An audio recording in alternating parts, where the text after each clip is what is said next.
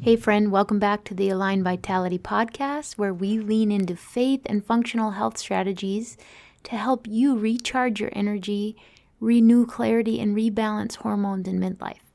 I'm your host, Tanya, a physical therapist, a functional health practitioner, a midlife woman, and someone who's walked the road of anxiety, burnout, and disordered eating. Today I want to share how disordered eating and shifting your intention around nutrition impacts your brain, your mood, and your peace. Do you want to recharge your energy, renew your mental clarity, and rebalance your hormones? Well, you are in the right place.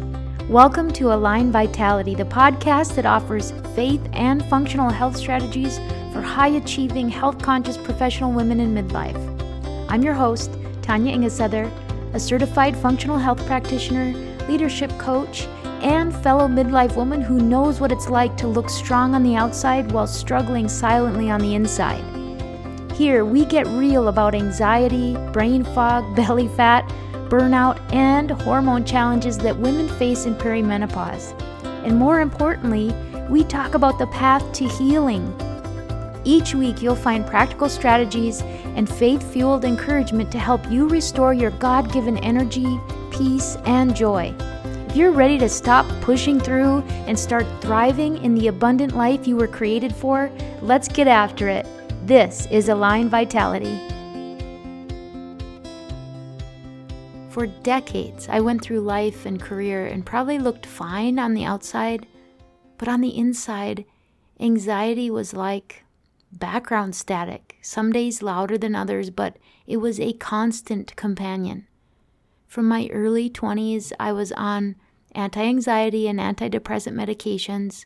I struggled with panic attacks, racing thoughts, circular thinking, and that underlying constant low-grade fear and worry that I just couldn't shake.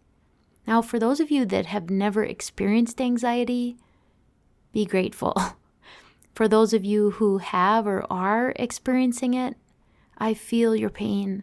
It is awful. It can be absolutely debilitating. And not only did I struggle with anxiety, but I struggled with disordered eating, like I said. And as I look at things now from a functional health perspective, I wonder how much of that chronic anxiety was linked to my disordered eating, and how much of my mental health was really a story of undernourishment. For most of my youth, my teenage and my young adult years, I battled disordered eating and kind of disordered thinking about my body image.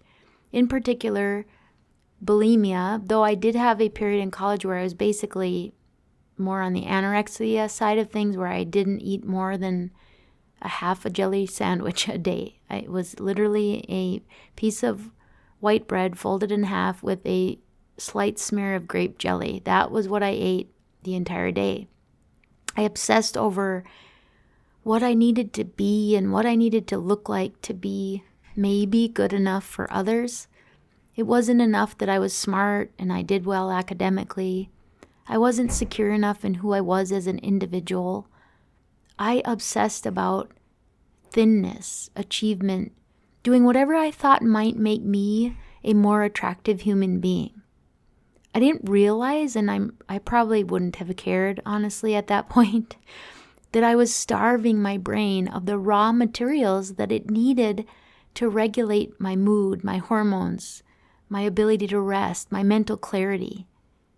Now, fast forward to now, I'm 51 years old, and like I've told you on recent episodes, for the first time, I see a future where I may not need prescription medication to manage my anxiety, and that's because I'm addressing the very foundations of health. I'm working on supporting my body's own ability to heal and function as it was designed to. And that's what I want to talk to you about today. If I look at my journey with food and metabolism and mood, I see a pattern. In my teenage years and early adulthood, there were cycles of restriction, binging and purging, over-exercising. And I thought that that would protect me, I think. It was something I could control when almost everything else felt out of my control. But what it did was initiate metabolic chaos. I'm sure it slowed my thyroid. It definitely altered my digestion. I literally think I've had a stomach ache almost my entire life. And it led to nutrient deficiencies. As I went through young adulthood, I managed to do well in college and get a great job. And while anxiety and depression were constant companions, I was functional, largely in thanks due to prescription medications and, of course, my faith. I functioned.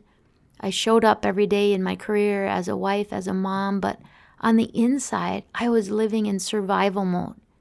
My nervous system was wired for fight or flight all of the time. It was only when I began really understanding health from a multi-system perspective and started to rebuild health by eating enough, prioritizing protein, supporting digestion and liver detoxification, prioritizing rest, and realizing that my body was made to heal, did the real shift in my emotional health begin.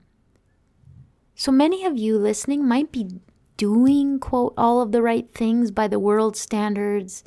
You're showing up as professionals, as managers of your homes, as moms, wives, daughters, sisters.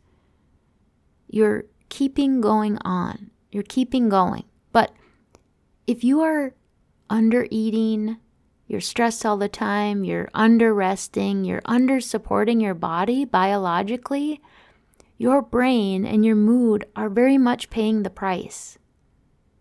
May I take a moment just to remind you, your value is not in your productivity, and your body is worth caring for.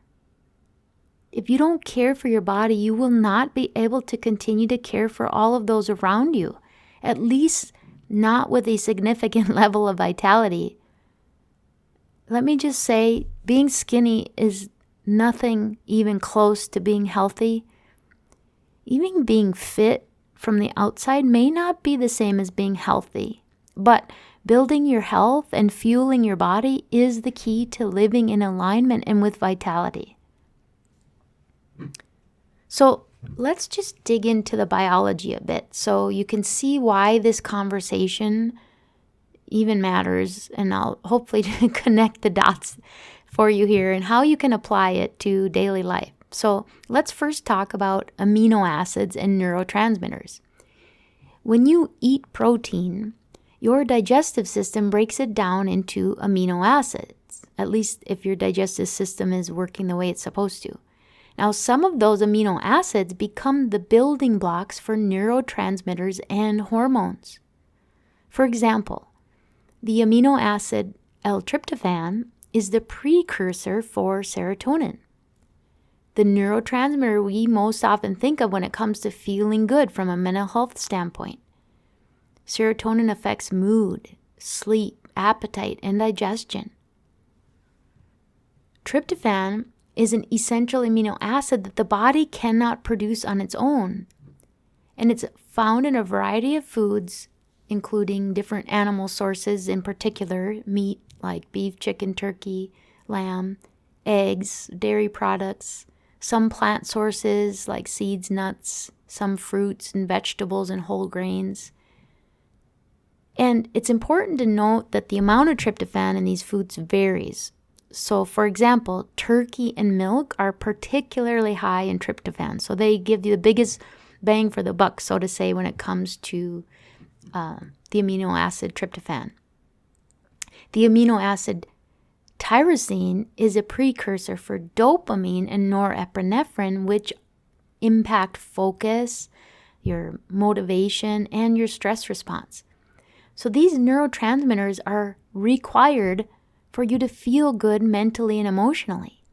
If you aren't eating protein, you won't have the amino acids needed to produce the neurotransmitters. So if you aren't eating well, you literally cannot be mentally well. research shows that the synthesis of serotonin in the brain depends directly on the amount of tryptophan available to it from the circulation. And another long-term study found that a diet enriched with tryptophan improves emotional processing and mental energy in middle-aged women. So you need to not only think about whether you are eating enough, particularly protein, you also have to think about the environment in which that food or that protein is going. Even if you eat enough protein, which let me tell you, most of us don't, for middle-aged women in particularly, it's really best if you try to get at least 100 grams of protein, if not 120 a day. So it's kind of like 1 gram per pound of a healthy weight. So even if you get enough protein, which most of us don't, if your gut is compromised or your liver is overloaded, your body may not be able to convert those amino acids into, number one, they might not be breaking it down effectively enough into the amino acids, or it may not be able to convert those amino acids into the neurotransmitters and the hormones that you need. Research shows that the gut microbiota, the gut permeability, and digestive efficiency all affect how amino acids are processed and how neurotransmitter synthesis functions. And from a liver perspective, the liver helps convert nutrients into usable molecules. It helps to clear kind of the used up hormones. It helps to handle toxins. If it's congested by years of stress and poor diet or metabolic strain, its function slows, so it can't do its job to effectively convert nutrients into these usable building blocks or to recirculate usable hormones the way we need. So what does this mean for you? Well, a pattern like disordered eating, long-term restriction, restrictive diets, or frequent nervous system stress responses keeps your body in a stress adaptation response. Your liver and your gut may have been under-resourced for years, which means your building blocks for mood and hormones have been limited, and your conversion pathways have been slowed, and your brain has been left to function with an incomplete kit. It does not have the raw materials it needs to function optimally. You may need to do additional work to support your digestion and your detox systems so that you can optimize the body's ability to use the nutrients you are taking in. That really requires a holistic, foundational, and functional approach to healing. For me, it's meant intentional work on my nutrition, getting good quality sleep and enough of it, getting the right amount and the kind of exercise, learning how to effectively and consistently manage stress, and supplementing in the ways that I cannot or am not getting what I need solely from my diet. And to understand what my individual plan needs were, I got a lot of really great functional lab data that informed my individual health building opportunities. So I had to see kind of what was going on in my guts, in my liver, with my hormones, all of that. I needed to see that data so that I could have a targeted approach to my own health building. Now, here's some more powerful data that matters for you as a midlife woman and why protein is so important. A large study of more than 48,000 women found that higher protein intake in midlife was associated with higher odds of healthy aging, which included good mental and cognitive status. Another summary pointed out that higher protein intake was strongly linked to better mental status and later to cognitive performance in women. And in regard to serotonin, serotonin plays a central role not only in mood, but on sleep, appetite, and anxiety. Now, how many of you struggle not only with anxiety, but with poor sleep, with appetite and weight fluctuations? Just saying, ladies, right? A little of that midline belly fat.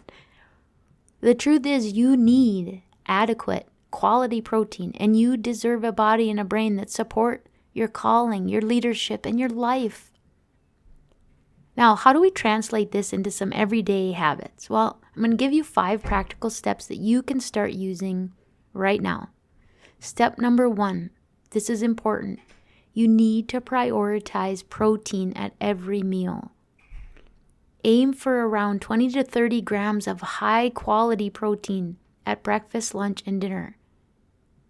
For some women in midlife, especially with hormone shifts or metabolic load, even slightly more might be wise. Like I said, if you can aim for 100 to 120 grams of high quality protein a day, that is ideal, especially if you are doing any kind of physical exercise. Why? Because your brain needs amino acids consistently, not just sporadically. So getting a good amount of protein every time you eat is really important. Step number 2, choose quality and diversity in your food sources. So use a mixture of animal and plant sources if your body tolerates it, like eggs, fish, poultry, legumes, maybe some soy, although that's not one that my body does well with, nuts and seeds. I am a bit biased though, and would prefer that you focused more of your protein efforts on animal-based proteins, because you will be more likely to get all 9 of the essential amino acids that your body needs for various metabolic processes. If you are eating just a plant-based diet, I'm sorry, but you cannot get all 9 essential amino acids from a plant-based diet. That being said, plant proteins do have strong evidence in midlife for mental cognitive health, so it has its place for sure. So certainly incorporate that. But I'm sorry for any vegetarian or vegan friends that I have listening. It is difficult to build health in terms of getting all 9 essential amino acids from a plant-based diet.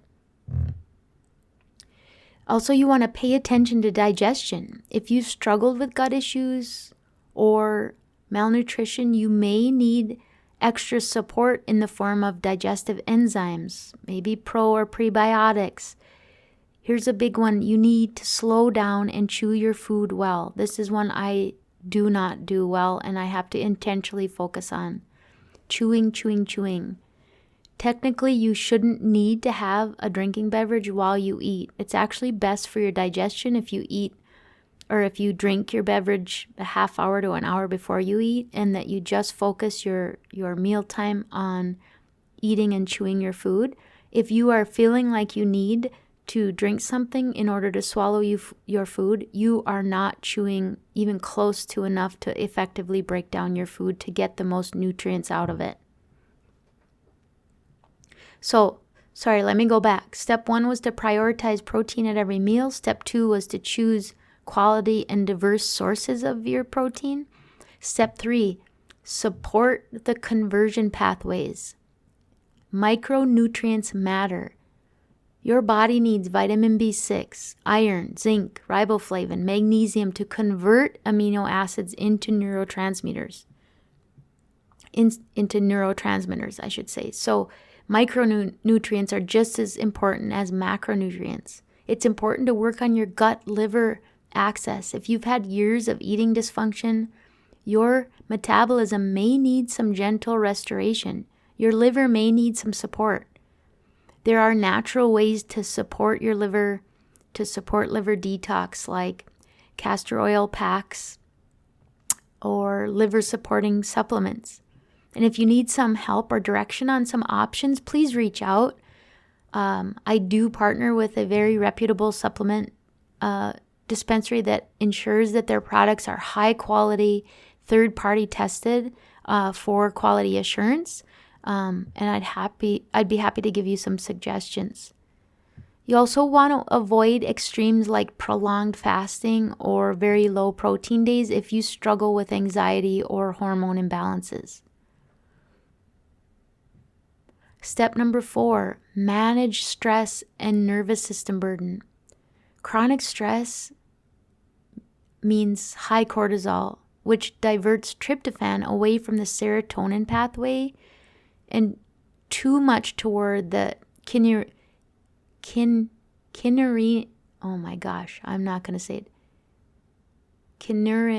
pathway. Let's just say KP, the K pathway, which is a bit less mood supporting. That is an important metabolic pathway as well. It actually takes tryptophan and converts it to NAD+, which is a good thing. But if too much of the tryptophan is diverted toward the KP pathway, it's much less mood supporting and actually can contribute to some neurotoxicity.